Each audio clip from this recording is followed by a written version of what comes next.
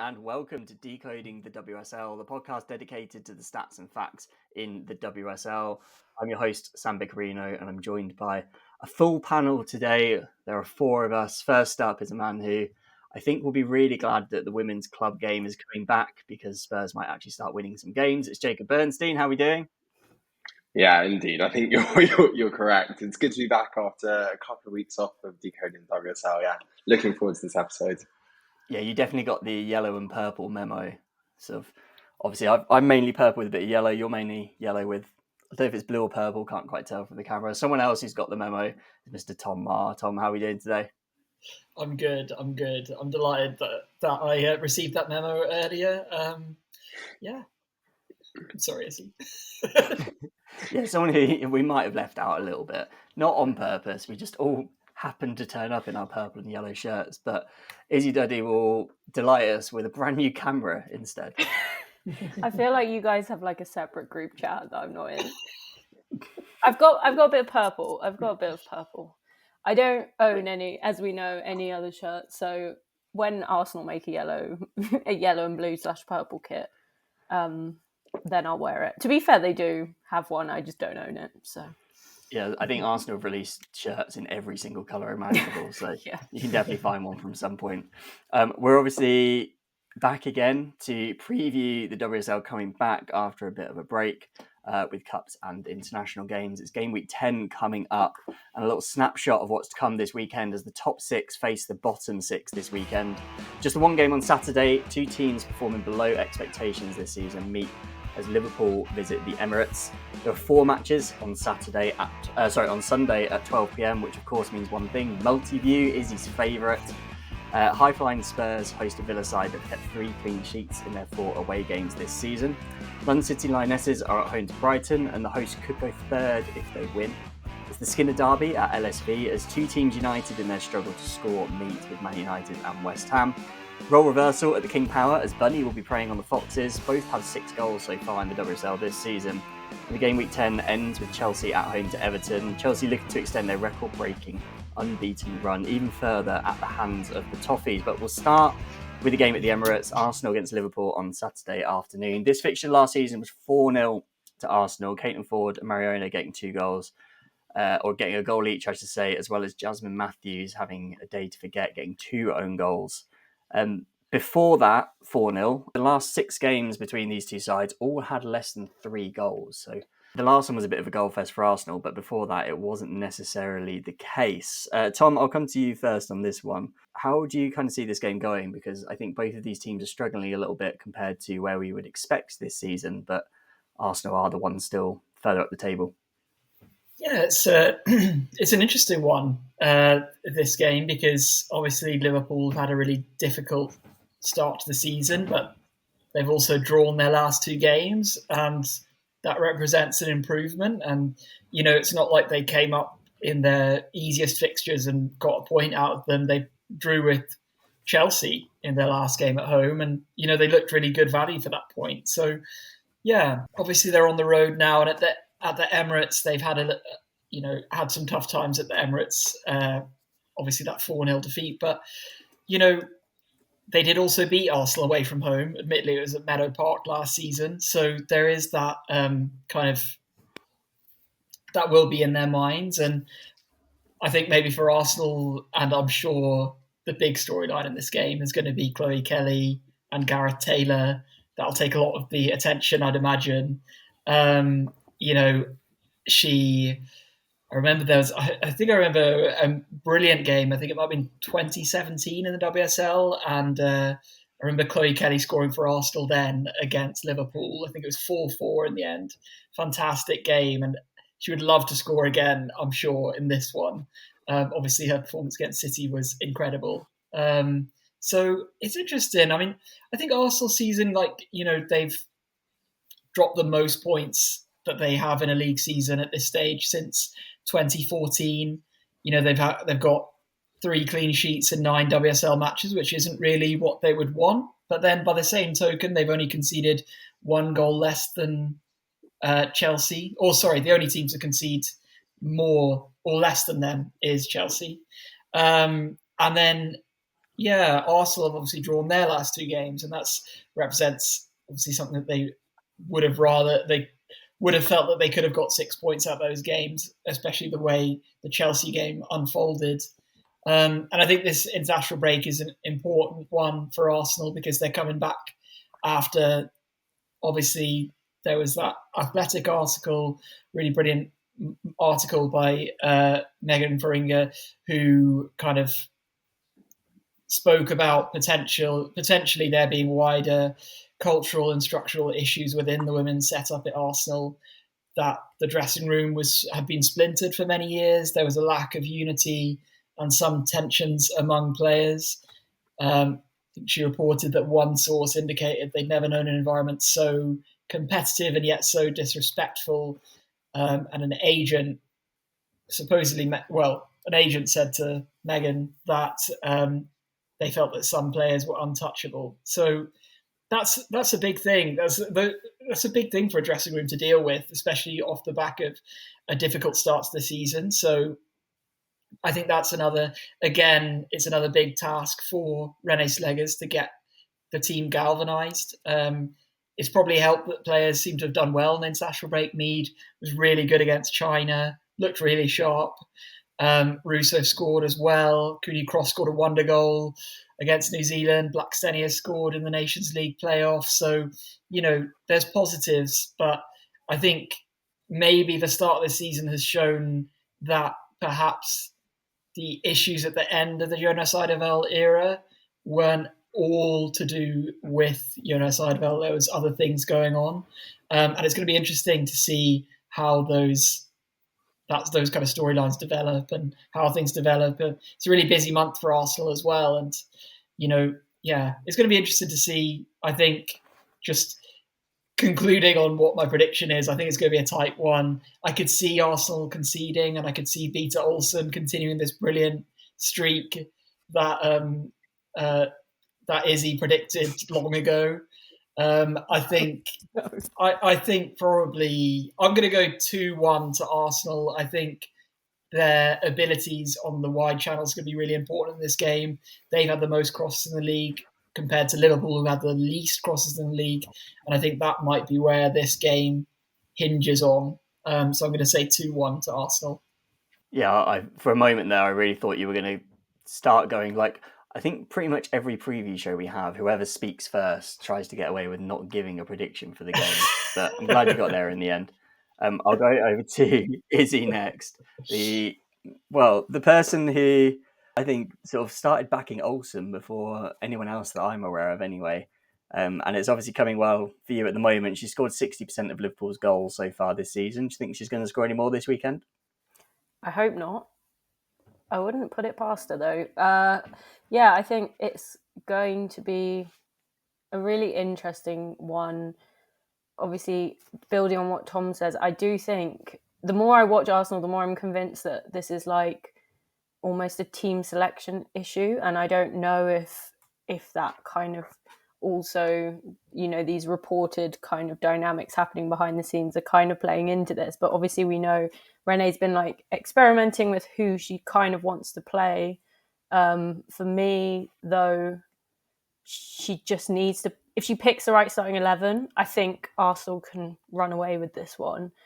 Liverpool are quite weak at the back, and like Tom alluded to, Arsenal can sort of cross in. We've got Beth Mead is literally on fire at the moment.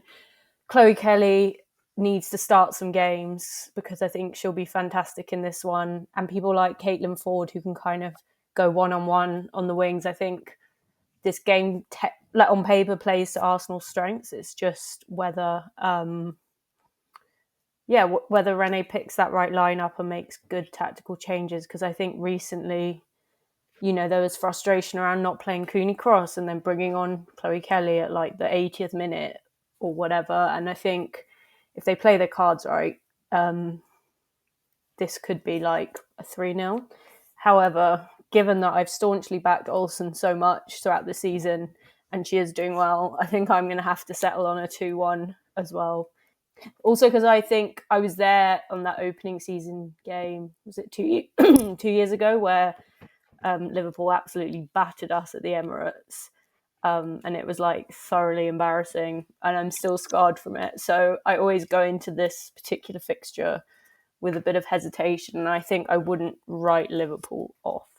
When I was making my prediction, I was definitely going to go for an Arsenal win. I think that although Arsenal haven't been as good as expected, like Liverpool are the only team yet to win the WSL this season. I don't really see that changing. I think it'll be a relatively comfortable Arsenal win. It was sort of whether Arsenal are going to score 2 or 3 and whether Liverpool are going to score none or 1. It was that kind of thought process. For me, I've gone 2-0. I think Arsenal... I know Rene talks a lot about blocks, and obviously we're coming into a new block now that we've gone past another international window. And I'm hoping with a bit of a mini reset, there might be a bit more sort of Arsenal going back to how they should be playing. And not in terms of a style change or anything like that, but just in terms of a quality. Because I don't think the quality's been there, and that's why they've been dropping so many points and why they're not, in the title charge that we was, at least me, if not other people as well, were expecting at the start of the season. They're actually now fighting to try and get into third place. But yeah, I don't see Liverpool posing too much of a threat. But like you say, Izzy, it wouldn't be the first time that Liverpool have come to the Emirates and left with 3 points. But now that the 3 Arsenal fans have backed an Arsenal win, we have to go to our other resident now and just so that we can say we're not a biased pod. Jacob, how do you think this game's going to go? Yeah, I mean, look, I fully expect Arsenal to win as well, but I think it's bizarre to think that both Arsenal and Liverpool coming into this game, if you look at their last 2 results, have both picked up 2 points. Both teams in their last 2 games have drawn to Chelsea and drawn against a middling team in the league, Arsenal to Spurs, and Liverpool to Brighton. I think it'll be interesting. Both Tom and Izzy spoke about the wingers, and I think it'll be interesting to see for Arsenal who starts on the right wing. Obviously, Beth Mead in really good form. She started the last game in the North London derby, but Olivia Smith, when she came on in the North London derby, she was fantastic. I thought she was really unlucky not to get a goal and win the game for Arsenal. And also, obviously, Olivia Smith's coming up against her former side, so I think she'll be relishing this fixture. In terms of Liverpool, I wouldn't write them off too much. I think there are some positives for them, despite not getting that elusive win yet. Liverpool have only conceded more than 2 goals once, so they haven't really been kind of destroyed in games, apart from that opening day defeat against Everton.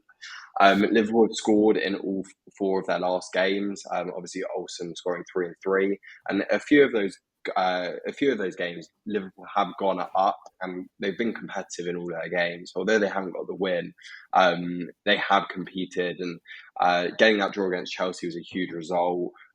They were very unlucky having led against both City and Tottenham a few games ago.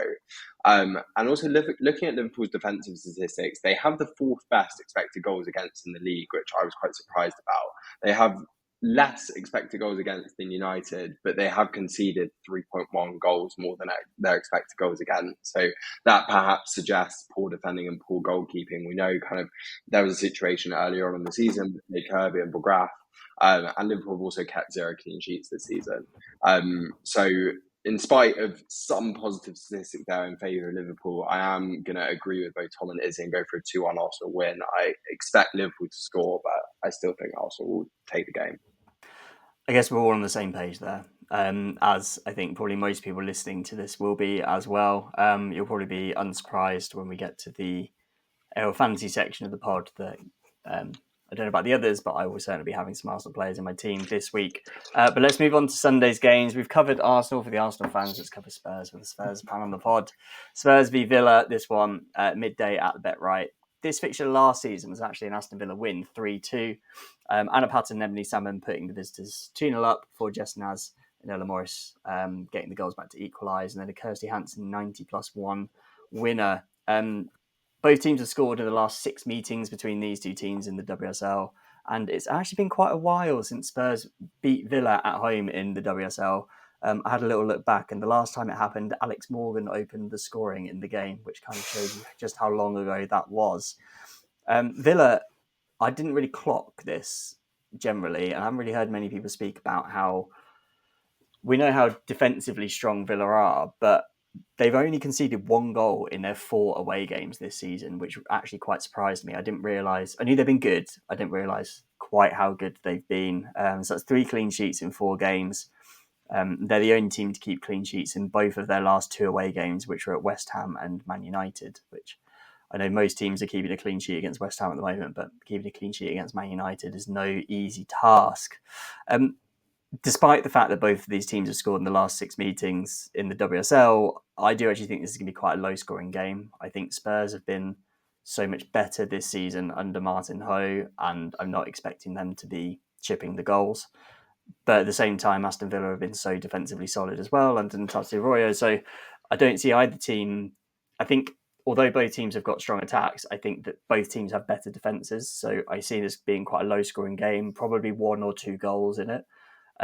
I've gone for a 1-0 Spurs win, but to be honest, it could be a 1-1, it could be a Villa 1-0 win. I wouldn't really be surprised either way. The way I'd be surprised if it's then one of the teams wins by 2 goals or it's like a 3-2 or something like that. So yeah, I'm expecting something low scoring. I'd probably err on the side of Spurs, but I wouldn't be surprised if it is Villa that do come away with the win.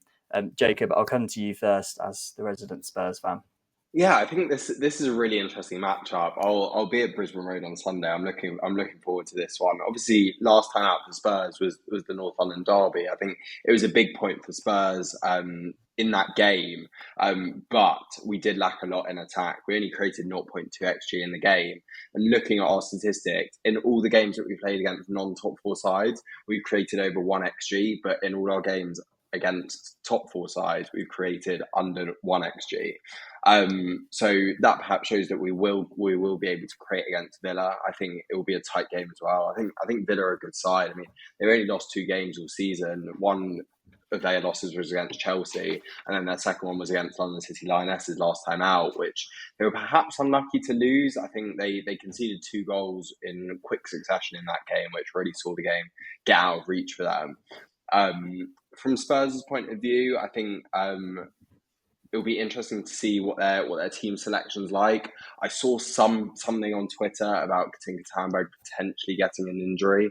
I've heard nothing on it, but there was just like some Norwegian source that said something about her picking up an injury. So I guess we'll have to wait until Martinez's press conference to hear about that. And although this is irrelevant to the game, I thought it was also important to mention, because I think this news came out since we last spoke since the last pod, which is that Spurs have agreed to sign Sinja Gopset from SK Brand, which is really, really exciting. And that there's only 2 more WSL games until the break, and then Gopset will join come January. And I think she's really exciting. She scored 2 goals in Norway's friendly against Brazil over the international break. And I think having that Gopset and Tandberg link up come January will be really exciting as their compatriots. In terms of the outcome for this game, I think it's hard to call. I think the realist in me sees it probably being a 1-1. But I think the optimist in me, which is what my prediction is going to be, I'm going to go 2-1 Spurs. But I do think it's going to be a tight game, because I think Villa are a good side. So I expect it to be competitive. Yeah, it's definitely going to be close. Well, we'll see what the others say, but I'll come to Izzy next. But yeah, I think most of us are going to be saying it's not going to be one team running away with it, unless you're going to prove me wrong. Yeah, 5-0. No, I was yeah. And then edit in Spurs afterwards. No, I'm actually going to say 1-0 to Villa, just because. Yeah, I think it is no secret. I've been weirdly enjoying watching Spurs this season. I think they're doing really well, but I don't know. I feel like when it's kind of push come to shove, Aston Villa have really held their own. Like we saw them against Chelsea. Obviously, that United game. I think a lot of their players have gone away for international break. And I know some of them have had some success. I think Chastity Grant scored for the Netherlands over international break. And this just feels like one of those fixtures where they kind of might be able to sort of just grind out a win. I wouldn't be surprised if both teams score and it kind of ends up in a draw, but I don't know. I don't really have anything scientific to base it on that hasn't already been said, but I do that Villa's defence possibly outweighs Spurs' attack in this particular case. So yeah, for that reason, I do think it will be a Villa win, but I do agree that I don't think it's going to be goals galore. Well, one of us is going to be right then, whichever way round it's going to be. Tom, we'll come to you finally. Yeah, I'm about to complete the set because I think it's going to be 1-1 in this game. So one of us will be right on the podcast, which is great. So yeah, I think for all the reasons already mentioned, I think it's a really tight game, really interesting game. One of these is surely going to be in the top half come the end of the season, if not both of them. I think they're two of the best of the rest for sure so far this season. I think, yeah, as Izzy was saying, I think there's a bit of a feel-good factor to a lot of Aston Villa's international break. You know, it was lovely to see Ellie Roebuck called up to the England squad again after everything she's been through, and hopefully that'll be a big boost to her confidence. You know, Miri Taylor made her Scotland debut as well.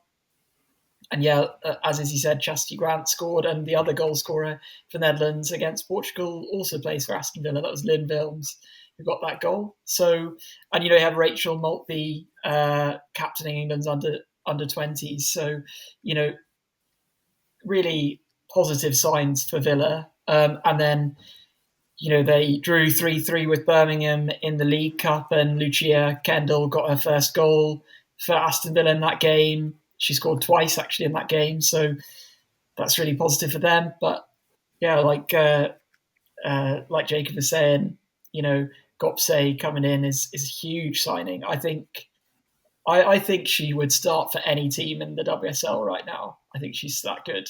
So it's a fantastic signing.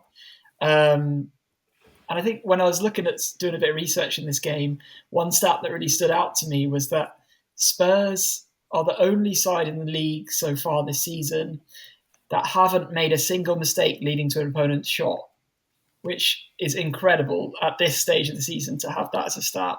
And the second least amount is Aston Villa, who've only had 4 mistakes leading to an opponent's shot. So these two are obviously doing really well at the back. That's kind of what you've been saying as well, Sam. And yeah, I think it's going to be a really interesting one, and I think it's going to be a draw, 1-1. Yeah, I think it's going to be quite an interesting game. I think there's probably only 2 this week that I wasn't quite sure which way it was going to go. This is one of them, and the other one is London City Lionesses against Brighton, which we'll move on to next. This one also Sunday midday, obviously at the Copper Jacks. London City Lionesses, I mentioned earlier, could go third with a win, which would then make the gap between the top and the bottom half 5 points. I will say if that's going to happen, or at least 5 points, if that is going to happen, that means Arsenal and Spurs need to not win and Man United need to lose. So there's a few other results that need to come in for London City Lionesses to move up into the Champions League spots. But the fact that we're now in December and they are a game potentially away of being that high up the table, I think shows quite how they've come on, because, you know, after getting thrashed in their first 2 games, it didn't necessarily look like this was going to be a season where they would be not necessarily in the top half, but pushing for those top 3 spaces where we know they're going to get to at some point. We know that the investment's going to be there for them, but they're getting near that way already, which for them is really good to see. Only Chelsea have used more players this season than the 22 that each of London City Lionesses and Brighton have used. So there's been quite a lot of squad rotation going on. I think with London City Lionesses, we sort of would expect that because they brought in half the earth in the summer.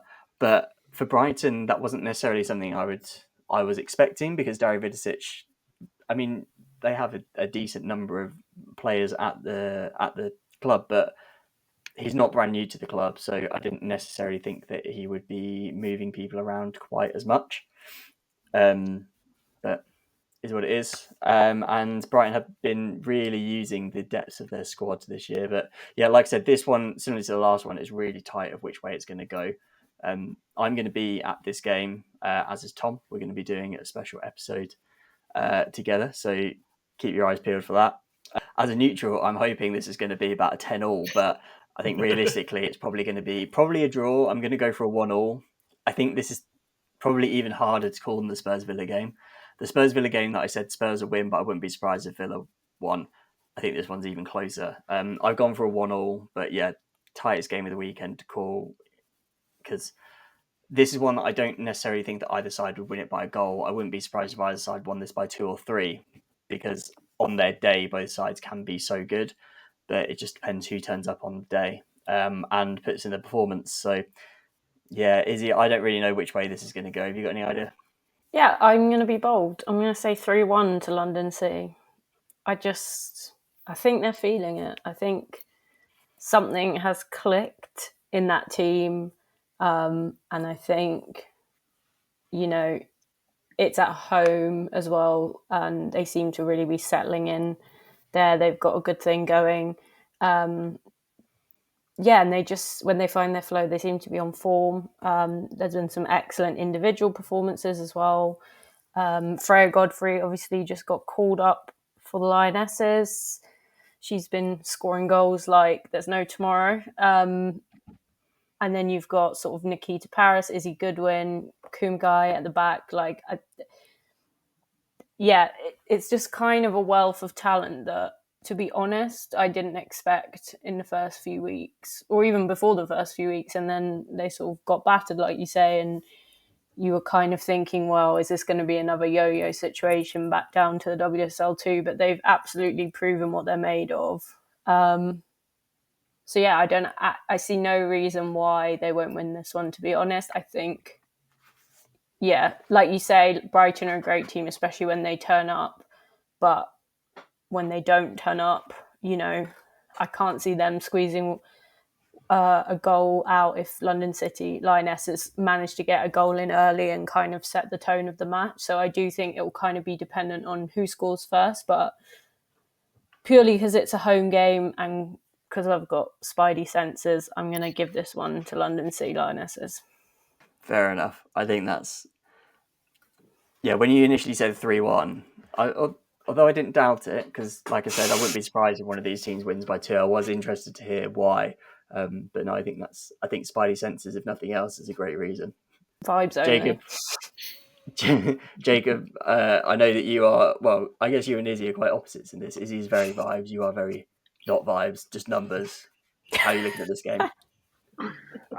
My numbers agree with Izzy's vibes on this one.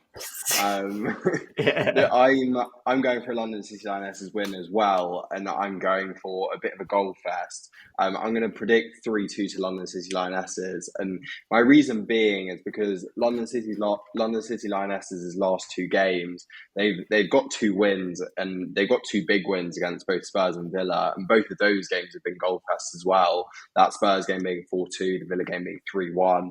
I think those results have been important for London City Lionesses because before that they kind of lost against the bigger teams and beaten the smaller teams, but now they've kind of picked up 2 really important wins against kind of teams in the middle cluster of the table around them. So I think that shows their strength.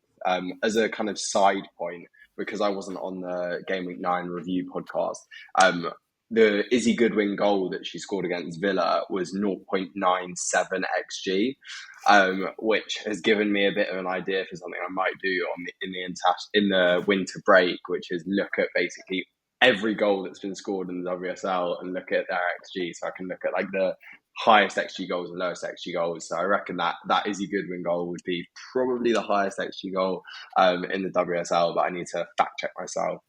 I think Brighton have looked strong in places this season. They obviously got a 4-1 win last time out against Leicester with 4 different scorers. But before that, it was a disappointing 1-1 draw to Liverpool. So yeah, I'm edging London City Lionesses for this one. And yeah, I'm predicting goal fest. Happy days. I'm hoping it's a goal fest. Tom, you're going to be there with me. So I'm assuming you're hoping it's a goal fest as well. Absolutely, and I have to agree with my learned colleagues because I think there's going to be goals in this one as well. These 2 are the 2 highest, who've accumulated the highest XG outside of the top 4 this term. So London City Lionesses are 5th, Brighton are 6th. So, and they're joint 3rd for most expected goals per shot in the league. So, they've got goals in them, that's for sure. And yeah, I think it's going to be an exciting game. I think Brighton have made the most tackles in the attacking third this term. I think they like pressing high, and it's going to be interesting to see how London City kind of deal with that, because they dealt with it quite well so far against other teams. I think Nikita Paris is destined to score in this game. There's, it's just one of those things. It's just unforgivably Barclays. She's going to score. I think we're going to have a cracker. I'm obviously absolutely jinxing us, Sam, for this one, but I'm going to go 3-3 in this one. 3-3. I hope you're right. That's going to be so good. We're going to be doing, myself and Tom are going to be doing a Decoding the Match episode. So, keep an eye out on YouTube, Spotify, etc. for that. We haven't done Decoding the Match for a while. I think Jacob and Tom, you might have been the last ones to do one. I want to say it was Spurs Chelsea last season. Was it this season you did one? I think so. Yeah, last season. Yeah. So the first one of this season anyway, and hopefully it'll be a good one. Keep your eyes peeled for that. We'll move on to the third one that is on at 12 o'clock on Sunday. This one at LSV, Man United against West Ham, the Skinner derby. The last time these teams met was a 0-0 at West Ham back in April, but before that, Man United opened the scoring in each of the 9 previous meetings. So there is a bit of a history of Man United getting goals against West Ham, although Man United are the only team to not score in their last 2 WSL games, so they are misfiring a bit, albeit, they have had some harder opponents, for example, losing 3-0 to Man City in their last fixture. In terms of how we think this game's going to go, Tom, do you think that, because I know you love West Ham, do you think that your sort of second favourite team are going to get anything out of this one? I think it's going to be tricky for them. I think they're facing a Manchester United that aren't at the levels that they have been at this season. Just looking at watched that Wolfsburg game, which is their most recent game in the Champions League, and there was a lot of. They looked like a tired team. 2 of the goals, actually 3 of the goals, they passed directly to a Wolfsburg player to score, essentially, and that's kind of I feel like that is indicative of a team that's maybe playing a little bit too much football, or individual players who are playing a bit too much, being asked to play in too many high-intensity encounters, perhaps. And this is what we've been saying all season about their squad depth. I think Mark Skinner has a really big decision to make as far as what goalkeeper he's going to go for in this game. I don't think that Fallon Joyce will be back. She didn't travel with the US with her fractured eye socket. So it's going to be Safia Middleton Patel, who's played every game since Fallon Joyce has been out, or Kyla Rendell, so used to play for Southampton. So I'm really interested to see, because in that Wolfsburg game, Wolfsburg scored 5 of their 6 shots on target, and I don't actually think Safia Middleton Patel had a terrible game. She made a mistake for that first goal, but they were all brilliant finishes, and she wasn't helped out at all by the rest of her team. But then you start wondering whether there's some kind of confidence issue for her, and then also for the defence that's in front of her maybe as well. So whether they'll start Kyla Rendell, that's certainly a place where West Ham can try and target. We've seen in recent weeks Shakira Martinez has kind of stepped things up, been a bit more like the Shakira Martinez that we knew and so enjoyed at the end of last season.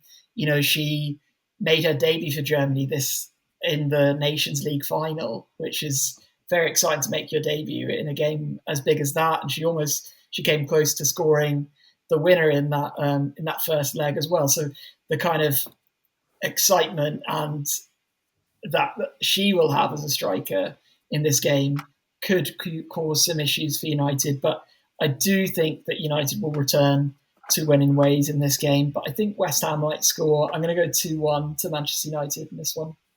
I think that's a sensible kind of prediction. I was sort of umming and ahhing. I'll be honest, in the running order, you might have already noticed I put 2-0. I was assuming that Valentina Joyce was going to be back. I didn't realise that she wasn't. So I may change that to a 2-1. But to be honest, if Middleton Patel is in goal, she's going to be keeping a clean sheet. I think a team like West Ham is a team to do that against. I don't think she's as good as Valentina Joyce, but I don't think she's a bad goalkeeper. I don't think she's the worst goalkeeper to have played in the WSL this season, to be honest. So I wouldn't be surprised to see her keep a clean sheet. I think I might stick to my 2-0 overall and sort of take a leaf out of Izzy's book and go kind of on vibes rather than on actual facts. Izzy, are you going to back me up with that? No. My vibes are different to your vibes, Sam. Everyone's vibes are different. I actually think this might... I might go for 1-1 for this one. I think it is a case, as Tom was saying, United are looking like a tired team. Obviously, quite a few of them will have been away on international break. We saw, obviously, Letitia was playing and Jess Park got some minutes as well for England, which is good. But I do think that they're tired and there's, Champions League going on. There's like a lot of questions happening around who's playing what game. There's obviously the goalkeeper situation. And I think changing, Valentina Joyce is such a sort of reliable figure that actually there's something kind of psychologically difficult about changing a goalkeeper when you play the same goalkeeper every single time because, for a defence, they really rely on that goalkeeper. And obviously Middleton Patel is still growing into the role and things. So it feels like they're in a bit of an unsure place, whereas I think West Ham might be kind of on an up, and I think they might have had a bit more of a reset from international break. So yeah, I don't think this is going to be high scoring, but I don't think either team will be able to keep a clean sheet either. So I wouldn't be surprised if United managed to sort of edge a 2-1 like you guys say, but I don't know. Again, the spidey senses are telling me they might stick out a draw. And I hope they do, just to make things interesting towards the top of the table. Yeah, I mean, that would definitely make things a lot more interesting in the race for the top three. And a team that will really benefit from that would be Spurs, wouldn't it, Jacob? I can't really see it, unfortunately. Although, like a few weeks ago, if we did look at this match, I think it would have been really easy to predict. Like a few weeks ago, United were unbeaten in the league and West Ham hadn't won. However, if we forward a couple of weeks, United have lost 2 WSL games in a row and they lost that Champions League game to Wolfsburg. And West Ham have got 4 points in their last 2 WSL games after getting their first win against Everton last time out. I think from West Ham, it's been nice to see Shakira Martinez back in the goals. We obviously saw her get 10 WSL goals last season. She hadn't scored all season this season, but now she's got 2 and 2. But I think United will have the better of West Ham in this one. I've gone 3-1. I think you guys have kind of convinced me that it might be a bit tighter, but I think United will be able to see out West Ham, but I think it will be a bit tighter than we perhaps would have thought a few weeks ago. Fair enough. I think one of the games this weekend that will be maybe one of the easier ones to call is Leicester against Manchester City. This one at the King Power. I mentioned about Bunny chasing the Foxes and that both of them have 6 goals this season, which I hadn't clocked until I started looking a bit more into this game. Obviously, Bunny, the top scoring player in the WSL with 6, and Leicester as a team scoring just 6 goals. I think 2 players on 2 and 2 players on 1. City have won the last 7 WSL meetings between these two sides without conceding a goal. So it's very much a one-sided history. And against any team, City are obviously in great form. They've won their last 3 away games in the WSL, and they're the only team to do that. So I think this is going to be a really comfortable victory for them.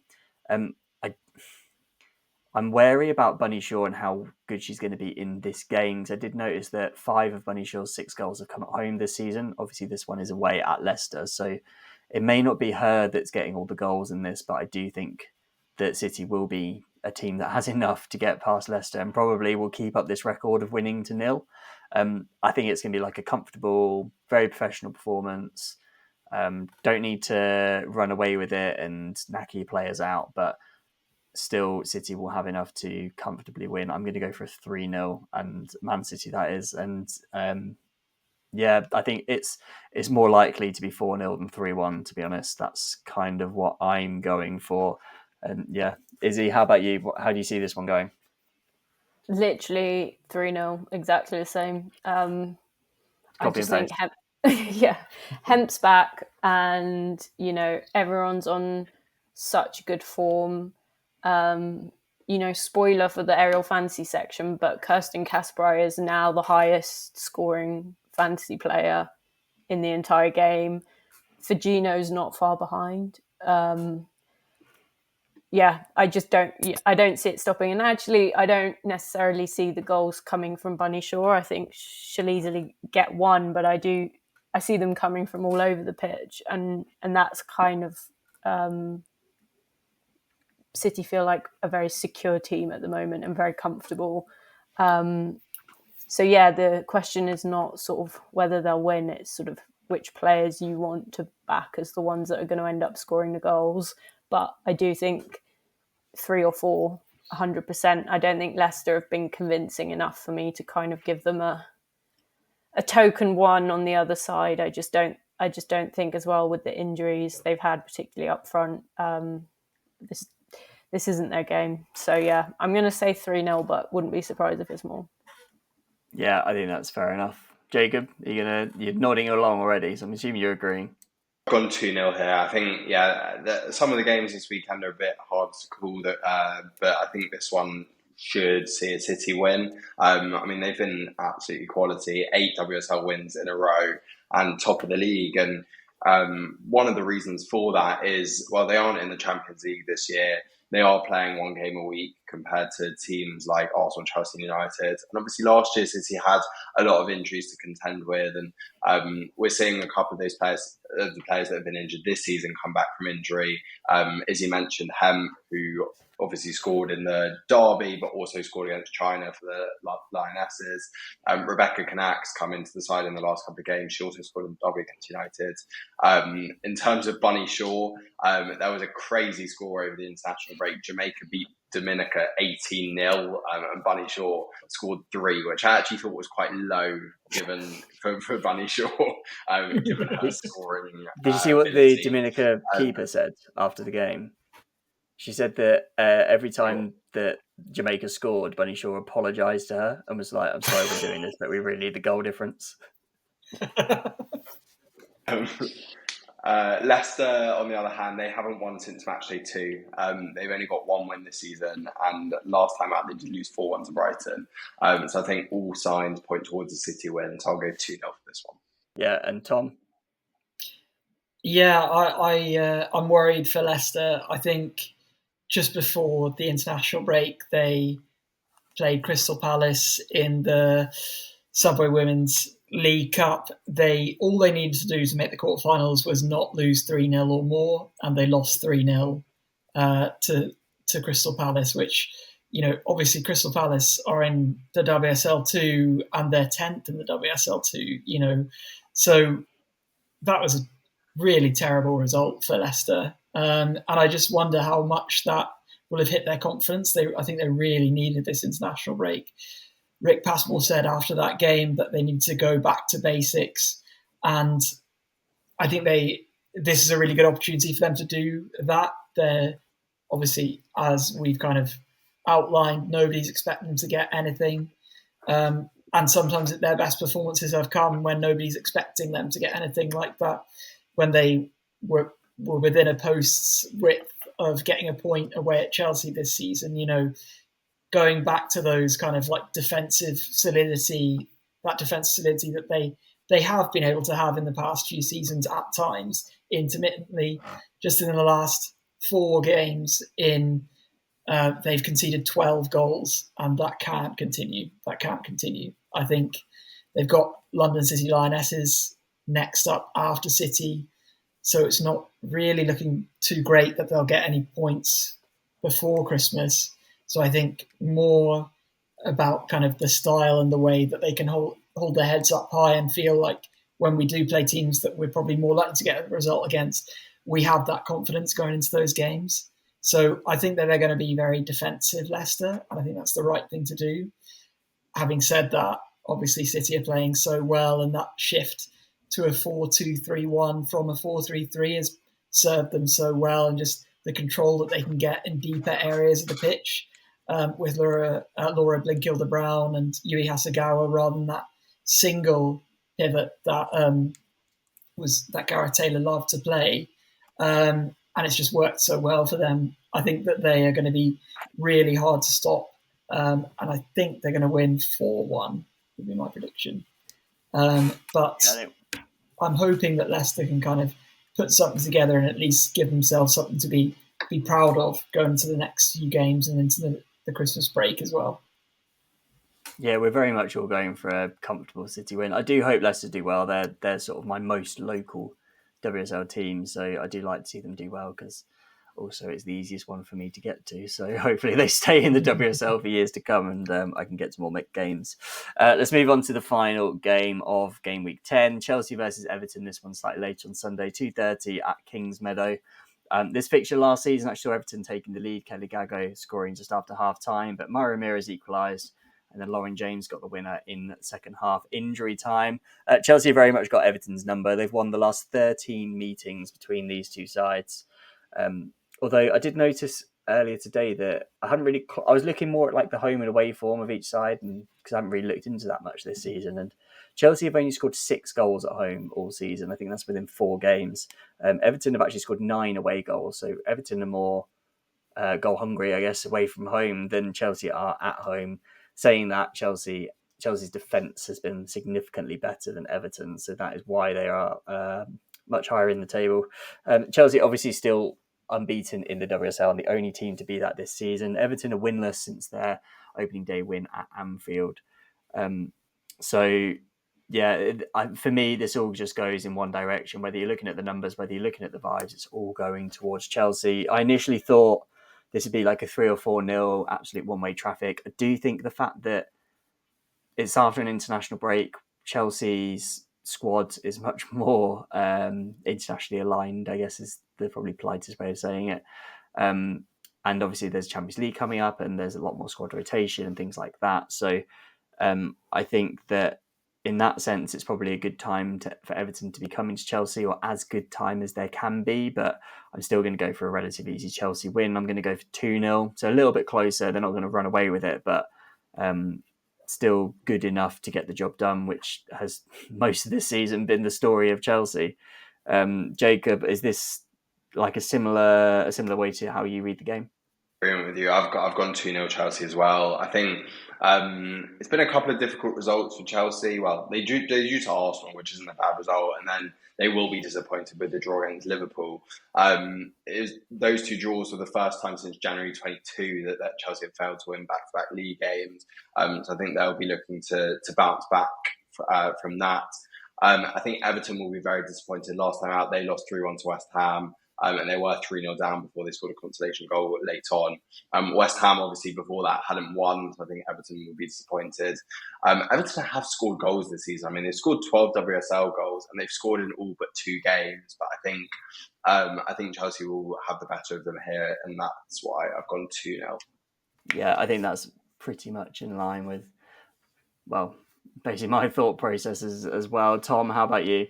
Yeah, I think Everton are going to be hugely boosted by the return of Courtney Brosnan in goal. You mentioned earlier they hadn't won the league since September, but they have now won since that game because they beat Newcastle 3-1 in Courtney Brosnan's first game back in the Subway League Cup. So that's a huge boost. And, getting someone like Momiki and Tony Payne on the score sheet as well, who've been, Payne has been playing really well. So it's good to see her find the back of the net. Katja Snois also scored in that one. So I think they'll have a little bit more hope. I think they're another one that's had a little bit of kind of turbulence over the window with Hannah Forshaw leaving her role as CEO of Everton Women at the end of this season. She was only appointed as CEO in May this season, only started at the start of this season. So There's obviously a lot going on above the players and above Brian Sorensen, and supposedly the Athletic reported that there's going to be a review regarding what the leadership structure on the women's side is going to look like, and whether the CEO will sit above the structure or if there'll be a managing director to take charge. So there's a lot going on at Everton at the moment in a really historic season for them. Of course, moving into Goodison Park, playing their first game at Hill Dickinson Stadium. So there's a lot going on. I think for Chelsea's part, they'll really be keen to get back to winning ways in the league. Their players have had a lot of their players have had a good window. Carpenter scored. She's scoring for fun at the moment, isn't she? They're obviously brilliant against Barcelona as well, Chelsea in the Champions League, and probably deserve to win that game. Lucy Bronze's assist for Meads' goal was brilliant. Germa captained the US, and Macario scored twice while Thompson played a full 90.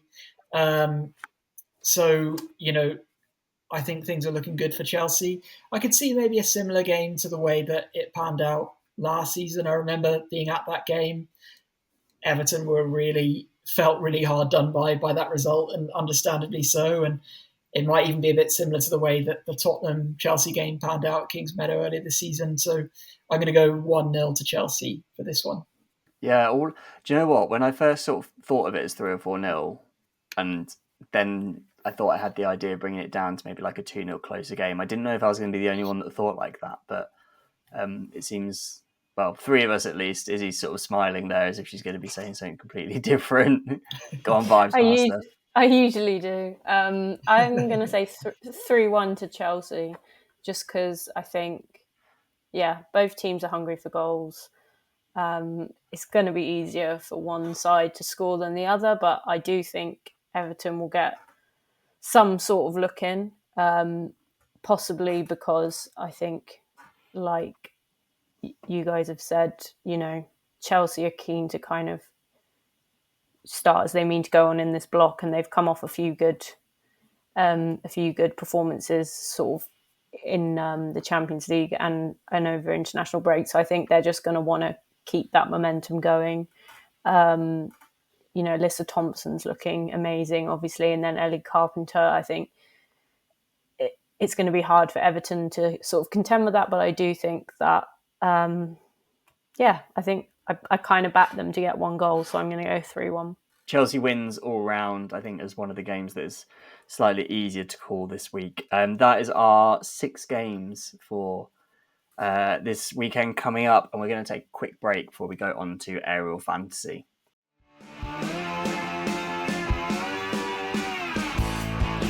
Hello and welcome back to Decoding the WSL. It's time for our traditional Aerial Fantasy section, looking ahead now to game week 10 that's coming up. So I just want to go through our sort of like top picks for the next week, who you think is going to be your captain, things like that, any visionaries. I'll kick us off because do you know what? I started doing a bit of research. I normally try and make my decisions pretty early on and then get it done sort of Tuesday, Wednesday, just in case something else comes up. But before the price changes, that this week I think I might leave it and just see really close and just see what's come after the international break, things that knocks that players might have picked up and things like that. Wait for the press conferences. But at the moment, I'm hoping to try and get Alessia Russo in because I think that she's going to be a really good asset against Liverpool. I've got Bunny Shaw and Kasparai already, but someone else I'm definitely going to be getting in, I think probably regardless of anything else, is going to be Rebecca Knack. She's currently a visionary and has obviously come back into the City starting lineup. I think on her first league game back, she played about 60 or 70 minutes. And then the last game, she played the full 90. And now that she's back from injury, I'm sort of, because she's a visionary, I'm sort of banking on the fact that she will end up playing quite a lot. So it's sort of worth the risk of $6.5 million a defender, so she's not cheap, but I think she's going to be worth it, especially against Leicester, where I'm expecting Man City to be keeping a clean sheet. And I think with her and Kasparai in the team as well as I've got some Chelsea defenders and things in there as well, I think I might play my The Wall this week, because I've not done that yet. I think, Joe, actually, Izzy, you're here, perfect person to ask. If I've got The Wall and I captain a defender, they then get even more points, I'm assuming. Yeah. Happy days. That is So, well. yeah, Rebecca Knack might be the first player ever when I captain her with the Wall to get 3 figures of points in 1 week, but we'll wait and see. I think it's probably I think I'm probably going to make Kasparov my captain. I was initially going to make it Bunny Shaw, but I think after finding out that most of Bunny Shaw's goals this season are becoming at home, and I didn't realise that Kasparov was the top scoring player in the league, I think Kasparov is probably the safer bet with probably a clean sheet, but also she's been getting involved with goal involvements as well. So I think that's going to be who I'm going to go for. Tom, let's go over to you first, because I know that you are... Well, actually, I was going to say that you're the fantasy master, but Jacob, I think you're top of our little mini league at the moment still, aren't you? So let's change the narrative, please. All right, well, let's go to Jacob first then, as the fountain of all knowledge.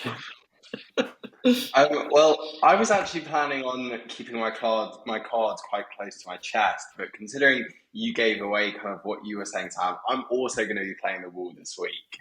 I haven't quite worked out what my 2 transfers are going to be, but last week I sold Mariana Caldente so that I have quite a lot of budget to then bring in some big defenders. So I think Rebecca Knack I'm going to bring in, but now you just mentioned like Kasparov and potentially captaining a defender, I might bring Kasparov over Knack. I haven't quite decided yet.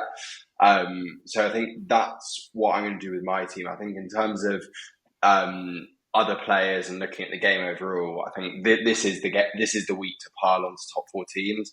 3 of the top 4 teams are playing at home, and the one that's playing away is City, who've got Leicester. In terms of other players, Lauren Hemp, as he mentioned when we were talking about City, she's now back from injury on good form and only 7.2% owned.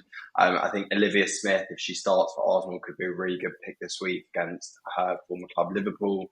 I think Chelsea attackers could be a good pick, but again, it's always hard knowing which one. Alyssa Thompson's looked very good. Johanna Ritten-Cannery's looked very good. The other one is Katerina Macario, is actually a visionary, but all of Macario, Thompson and Ritten-Cannery we don't know who's going to start out of them, so it could be difficult, but I think potentially punting on one of those Chelsea attackers could pay dividends. So yeah, those would be my picks. I think banking on Chelsea attackers is always a dangerous game. I just do not trust Sonia Bompastor to actually play the players that I think are going to play in any given game. I've sort of been toying with putting Aggie Beaver-Jones in at various points throughout the season, but even she's not playing every game now, so I'm a bit like... So yeah, Bompastor bingo is getting to all of us, I think, sometimes. Do you know what? I did actually hear, I think it might have been on the Guardian's Women's Football podcast. Someone referred to Bompastor bingo as well. So it's getting out there. I've coined it and it's getting out there. I'm liking it. Get it across everything because, it's going to bite a lot of people in the butt, I think, across the course of the season. We'll come to Izzy last with all her in-depth inside knowledge. But Tom, as the, no longer genius of fantasy football on this podcast, what do you think you're going to be going for this week? Wow, how fickle this podcast is. But I'm kind of doing a bit of planning this week. I think I'm planning towards kind of the double game weeks coming up. Am I right? Am I right that there is one coming up, Izzy? Yeah, there's one coming up, Yeah. So with that in mind, I think Beta Olsen is one that I'm really considering. A visionary who scored a hat-trick in the League Cup, scored in back-to-back games in the league, got called up for Sweden. Certainly, I think the double game week games that Liverpool have against West Ham and Aston Villa, they're both away from home, but she has proven that she can be a handful anywhere. And I don't think that Arsenal have looked incredible defensively, and I think she could potentially get something. And then obviously, even if she doesn't, you're building for the longer term.